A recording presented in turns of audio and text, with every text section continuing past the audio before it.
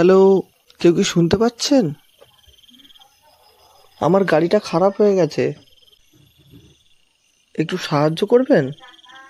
কুঁড়েঘর থেকে একটি লোক বেরিয়ে এলো, কিন্তু লোকটি অদ্ভুত দেখতে।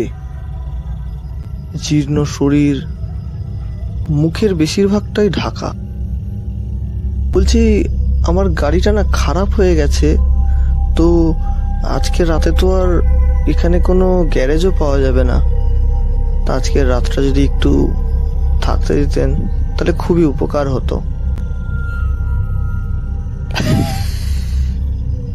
নিশ্চয়,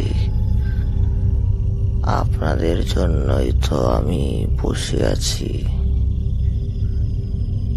আসুন ভেতরের দিকে। লোকটি অদ্ভুতভাবে হাসছিল, কেন জানি না, কিন্তু এত রাতে কি করব ভেবে ভাবলাম যা হোক করে রাতটা কাটিয়েই ফেলি।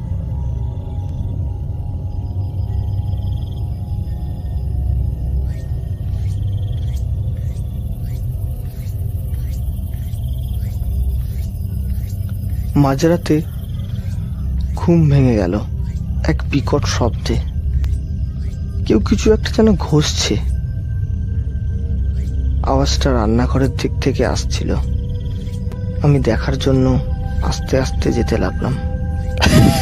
গিয়ে যা দেখলাম তা দেখে আমার চোখ কপালে উঠে গেল। চারিদিকে মৃতদেহ ঝুলছে, আর সেই লোকটি হাসছে আর একটা ধারালো অস্ত্রের ধার দিচ্ছে। সেই মুহূর্তে আমি কোনো দিক না তাকিয়ে ছুটতে লাগলাম বাইরের দিকে।